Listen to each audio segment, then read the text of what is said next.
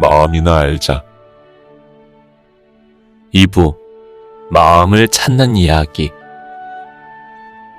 십자가 이야기. 인류 역사의 기원을 새롭게 한 성인은 이스라엘의 예수님이십니다. 그러므로 예수님이 어떤 분이신가를 제대로 알자면 십자가의 깊고 높은 뜻부터 확실히 알아야 합니다. 바로 알지 못하면 십자가는 무자비의 상징물이요 인류의 고뇌를 혼자 짊어진 예수님의 기념비에 지나지 않습니다. 그래서 십자가를 새롭게 보는 천리와 신비를 밝혀보겠습니다. 낮은 차원으로 보면 십자가는 우주물리의 불가사의를 입체로 형설한 도표가 되고 있습니다. 그러므로 시방세계는 다 십자가 중심에 머물고 있습니다. 그 까닭은 십자가 중심에서는 불가사의한 무중력장인 기공이 머물고 있기 때문입니다. 그 기공인 무중력장이 중심이 되어 시방세계를 온통 다 잡고 있습니다. 이 같은 우주물리의 불가사의를 일찍 깨달은 성각자들은 이 십자가 중심에서 생기는 기공을 모든 공법에 응용할 줄 아는 지혜를 얻었습니다. 그래서 고금을 막론하고 모든 정신공학이나 기계공학에서는 십자가 중심에서 생기는 기공을 신성시하게 되었습니다. 십자가 중심에서 생긴 기공은 곧 무중력장입니다. 그러므로 십자가 중심에서 일어난 저 무중력장 안에는 무변 허공계와 깨알같이 많은 세계가 다 거기에서 뒹굴고 있습니다. 무슨 이야기인가 하면 세상의 모든 공학도들은 수평자를 생명으로 하고 있습니다. 그 수평자의 생명은 십자가 중심에서 생기는 기공입니다. 저 기공은 수직과 수평이 서로 만나는 십자의 그 중심에서만 일어납니다. 바로 그 기공은 특수 상대성 원리로 보면 저 우주와 시방세계를 다 머금고 있는 무중력장입니다. 그 무중력장은 곧 진공장입니다. 이 진공장을 표기한 글자가 곧 영입니다. 저 불가사의한 진공장을 가장 적절히 잘 표기한 한문 글자는 십자입니다. 이 십자는 팔방의 상하방을 형설함과 동시에 십자가 중심에서 생기는 기공의 불가사의를 기가 막히게 잘 설명하고 있습니다. 오늘날 서양에서 0을 10단위로 보는 지혜도 다 십자가의 메시지입니다. 그러나 아직까지도 서양의 수학자들은 0이 왜 10이 되고 있는가에 대해서는 답이 없습니다. 십자가의 메시지를 전혀 모르기 때문입니다. 십진법이란 일찍이 동양에서는 우주가 머물고 있는 좌표를 십자로 표기해 왔습니다. 저 십자의 뜻은 사방의 간방을 더한 팔방에다가 상하방을 더한 시방입니다. 바로 이 시방인 십자의 중심에는 우주를 다 머금고 세계를 보호 유지시키는 불가사의한 기공의 장이 있습니다. 이 기공의 장을 인도에서는 오랜 옛날부터 둥근 우주는 시방이 되므로 둥근 우주를 닮은 0을 10으로 표기해 왔습니다. 또한 십자의 사방의 숫자를 빙돌려 1, 2, 3, 4를 더하면 곧 10이 됩니다. 바로 이렇게 사방을 두루 더하여 0과 10이 되므로 이 법칙을 십진법이라 했습니다. 그래서 사방을 빙돌린 글자 0을 서양 수학자들은 막연하게나마 10단위로 본 것은 조금도 무리가 없습니다. 이러한 이치를 수학의 정리라 합니다. 오늘날 모든 공학도들은 지금도 균형을 잡는 수평자를 생명으로 합니다. 저 수평자의 중심에서 생기는 기공인 0을 얻지 못하면 모든 건축물이나 기계공학도 다 실패합니다. 바로 이 기공을 고대 인도의 불교 철학에서는 0로 표시하고 이를 10으로 읽어왔습니다. 동양에는 본래부터 1에서 10수를 표기하는 십자가 있습니다. 그러나 불가사의하게도 서양 문명의 발상지인 아라비아에서는 숫자가 9수밖에는 없습니다. 9수밖에 생각을 못한 그 까닭은 피라미드형 입체 3면 삼각에서 얻은 지식이기 때문입니다. 입체 삼각 3면의 국악에서 아라비아 숫자 9수가 생기게 된 아라비아 숫자의 생리가 되고 있습니다. 저 입체 국악의 피라미드의 국악에서 생긴 9수보다도 더 신비로운 만물의 물상의 색상이 생기는 이치가 따로 있습니다. 그것은 피라미드 국악에서 꺾이는 빛의 신비입니다. 빛의 신비란 3면에서 받는 빛의 각도에서 생기는 불가사의를 말합니다. 그 불가사의는 피라미드형 3면의 태양의 빛이 반사되면 자연히 태양의 빛 속에 있는 3321의 빛의 물리 중에서 열은 없어지고 유난히 밝은 반사광만이 남게 됩니다. 바로 이 빛의 반사의 신비로 삼라만상에는 다양한 형형색색의 만물의 색상이 드러나게 되었습니다.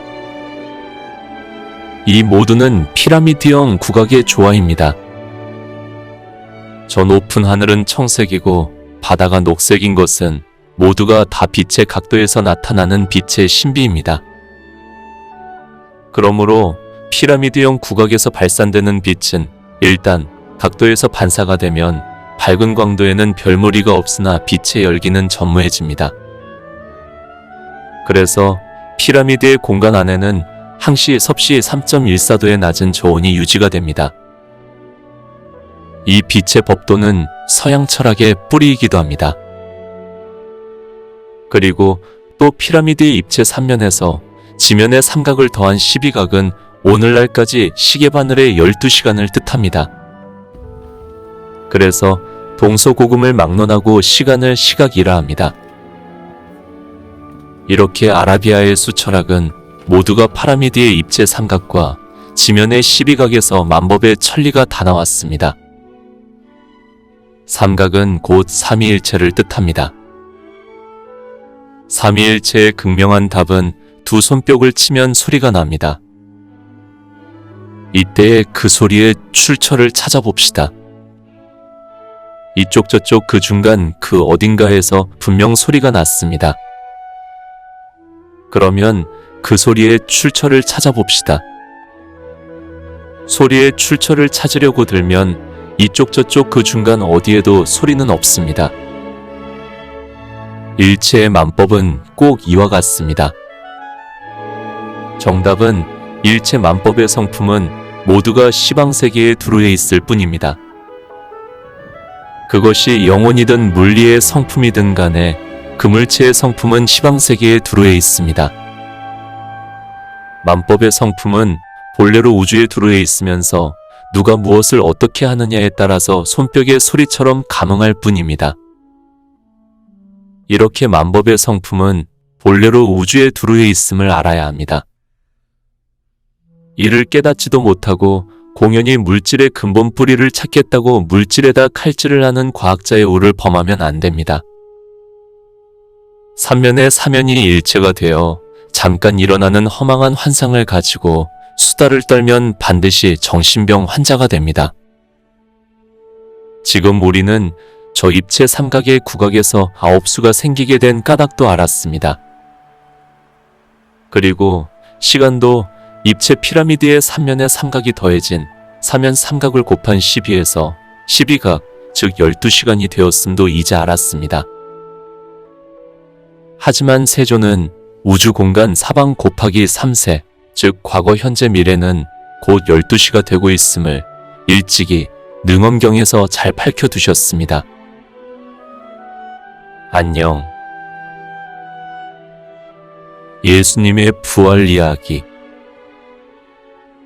십자가는 인간 예수님의 몸을 진리의 몸, 법신으로 모셔다 드린 놀라운 우주선입니다. 저 우주선 십자가를 통하여 육신 예수님은 사라지고 우주의 몸, 법신으로 부활을 하셨습니다. 예수님의 진정한 부활의 의미를 우리는 지금 여기 십자가에서 새롭게 눈을 떠야 합니다. 아무리 큰 고래라도 바다의 물을 떠나서는 존재할 수 없듯이 사람의 몸이 지구만 하더라도 우주적인 중생들의 고뇌를 감당키는 너무나 어렵고 불가능합니다. 그러므로 영적인 높은 차원으로 부활을 하는 재생의 유식은 성인의 성도에는 태초부터 다양하게 전해왔습니다. 우주적인 몸이 아니고는 끝도 없는 일체 중생들의 고뇌를 어떻게도 감당할 수가 없습니다. 그래서 성도에는 절대의 영적 차원으로 승화하는 대해탈의 부활의 법도가 태초로부터 있어 왔습니다. 예수님도 십자가에서 고달픈 육신을 버리고 진리의 몸이라 이름하는 대해탈의 몸, 법신으로 부활하셨던 것입니다. 부활의 기적과 이적이 예수님의 몸을 품은 십자가에서 일어날 때에 예수님이 마지막으로 남기신 유명한 육성의 말씀이 있었습니다. 주여, 어찌하여 나를 버리시나이까? 어찌 그 몸을 버리지 않고서 저 우주적인 중생들의 무량한 고뇌를 다 구제한단 말인가? 지구촌의 한 인간의 예수는 육신의 몸을 버리고 저 우주의 몸 허공신으로 새롭게 부활의 재생을 하실 때 예수님이 지구촌의 영혼들에게 마지막으로 남기신 고별의 메시지가 있었습니다. 주여, 어찌하여 나를 버리시나이까? 물질로 된 세상을 버리고 영생불멸의 법신으로 몰입하시면서 남기신 연민의 찬 고별의 말씀을 우리는 다시 새롭게 음미해 보아야 합니다. 주여, 어찌하여 나 인간 예수는 이 몸을 버려야만 합니까? 라고 말입니다. 우리 범부들도 지금 이 육신이 있고 영혼의 몸이 별도로 있습니다. 착하게 살았다면 하늘 사람의 밝은 광명신이 있습니다. 죄를 많이 지은 몸이라면 지옥의 몸, 불타는 화택신이 있습니다. 하지만 깨달음을 얻으신 성인들은 우주를 다 머금은 청정묘각의 진공신이 별도로 있습니다.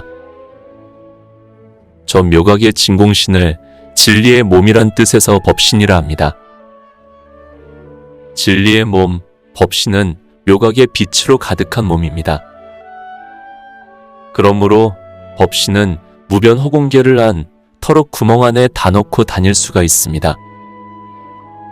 그러나 아무리 영특한 몸을 얻은 성자라도 지구촌 자연계의 생리로 얻은 이 육신을 가지고는 한계가 있습니다. 그러므로 허공신으로 돌아가야만 합니다. 우주를 품고 있는 진공의 몸, 법신으로 돌아가게 되면 저 무변 허공계를 한 손 안에 다 넣고 구슬을 굴리듯 할 수가 있습니다. 그러므로 일체 중생들을 마음대로 구제하실 수가 있습니다. 오, 알라! 예수님께서 마지막 법신으로 부활하시면서 남기신 말씀의 깊고 높은 뜻은 바로 여기에 있습니다. 주여, 어찌하여 저를 버리시나이까? 일체는 모두가 하나님 안에서 숨쉬고 있습니다. 그러므로 하나님 안에서 숨쉬고 있는 분들에게 큰 절부터 올립니다. 아울러 크고 넓으신 양해를 천주교 성직자님들께 올립니다. 필자가 예수님이 십자가에서 남기신 마지막 말씀의 숨은 뜻을 이렇게 겁없이 밝히는 데는 그럴 만한 높고 깊은 예수님의 은혜가 있었음을 지금 간략히 말씀드리겠습니다. 필자는 19세 때 예수님을 친견했습니다. 현실 이상으로 절실히 만나 뵌 불가사의한 영험이 있었습니다. 그러므로 지금도 예수님의 마지막 말씀의 숨은 뜻을 두려움 없이 밝히고 있습니다. 더더욱 놀라운 기적은 예수님께서 면류관까지 들고 내려오셔서는 친히 저의 머리 위에 씌워주셨습니다. 그때의 상황은 현실 그 이상이기 때문에 필설로 중계를 하려면 아무래도 저 우주 대자연을 하얀 백지 위에 그대로 고스란히 담을 수가 있는 러시아의 대문호 톨스토이 선생님의 필력이 있어야만 할 것 같습니다. 불초의 필력으로는 언감생심입니다. 지구하게 높은 하늘의 중심이 활짝 열리는 순간 쏟아지는 광명에 온 세상도 필자가 주거하던 관사도 온데간데 없어지면서 광명한 빛으로 가득했습니다. 돌이켜 생각해보면 어마어마한 하늘도 문종이 구멍 뚫리듯 활짝 열리더니 거기로부터 부사이한 빛으로 가득한 예수님이 무엇을 들고 내려오셨습니다. 빛나신 얼굴 우뚝하시고 위엄과 신통 비길 데 없는 거룩하신 예수님 내려오시니 중력파의 묘음이 우주에 가득 천사들의 춤, 노래, 찬송가 속에서 빛나는 면류관을 씌워주셨네. 내 영혼아 일어나 절하라는 찬송가 속에도 꼼짝 않고 앉은 저의 머리 위에 빛나는 면류관 씌워주시고 본래로 온 하늘 가운데로 몰입을 하셨네. 이렇게 예수님께서 친히 내려오셔서 맑게 깨어있는 죄생의 등 뒤에서 머리 위에다가 면류관을 씌워주셨습니다. 바로 그 성역은 지금 현재 부산 초량 구봉성당 자리입니다. 실로 성당은 인류를 구제하는 진정한 면류관입니다. 비록 꿈같은 이야기라 하지만 필자는 대명한 현실보다도 더 영명한 신비경이었습니다. 그때 한 집안에 함께 계시던 선생님도 선생님 가족들도 처음에는 야심한 한밤중에 신비스러운 찬송가 소리에 이상해 하시면서 사방을 살펴보셨습니다. 그러다가 졸지에 엄숙한 적정의 신비에 취한 듯 쓰러지듯 누워서 주무셨습니다. 그 후로 필자는 부산 대연성당으로부터 특별한 초청을 받았습니다. 특별 초청 강연의 내용은 잃어버린 예수님의 20대였습니다. 참으로 불가사의한 기적이 있습니다. 어째서 기독교 계통에서는 지극히 소중한 예수님의 20대가 감쪽같이 증발해버렸습니까? 더더욱 말 같자는 허험한 교계에 난무합니다. 이를 바티칸 교황님은 꼭 바로 잡아주셔야만 합니다. 필자는 신부님과 수녀님을 모신 자리에서 많은 신행자들에게 잃어버린 예수님의 20대를 개탄하는 은유의 유머로 어사중간한 자들이라 했습니다. 어사중간한 자들이란 여염집 아낙네가 반찬용으로 고기 한 마리를 사와서는 이를 도마 위에 눕혀놓고는 처음에는 목을 탕칩니다. 그리고는 곧 공지를 탕칩니다. 이렇게 탕탕 두 번 치는 칼도마 소리에서 저 생어물의 머리와 꽁지는 지금도 도마 위에 그대로 남아 있습니다. 그런데 막상 소중히 다루어야 했던 그 고기의 몸통은 온데간데가 없습니다. 예수님의 성스러운 20대는 꼭 여염집 아낙네의 칼로 도마를 친 소리와 같은 신세가 되었습니다. 예수님은 20대의 케르시마에서 득도를 하셨습니다. 깨달음을 얻으신 가장 영광스러운 20대는 온데도 간데도 없습니다. 이렇게 안타까운 예수님의 운명은 과연 누가 만들었습니까? 저 한 마리 고기의 몸통은 과연 누가 뜯어먹었습니까? 지구촌에서 이 예수님 이름을 모를 사람은 아무도 없습니다. 그런데 다시 없이 소중한 예수님의 20대는 아무도 모릅니다. 예수님의 진정한 성체는 깨달음을 얻은 20대에 있습니다. 필자가 예수님이 21살 때 깨달음을 얻고 너무나 환희로워서 춤추는 모습을 그대로 대연성당에서 재현을 해보였습니다. 많은 가톨릭 신행자들은 생전 처음으로 들어보는 20대의 깨달음을 성취하셨다는 예수님의 20대의 이야기에 너무나 놀라워하셨습니다. 모두들 감격한 나머지 우레와 같은 박수로 답례를 해주셨습니다. 대연성당의 성모 마리아님의 성상 앞에 더 높이 걸린 천명일 법사님의 특별 초청 강연이란 커다란 현수막을 보면서 가톨릭은 역시 하늘처럼 확 열린 종교란 사실에 감사했습니다. 저 가톨릭의 열린 가슴을 온 인류는 누구나 배워야 합니다. 하나님 안에서 지금 이 필자도 숨 쉬고 있습니다. 안녕.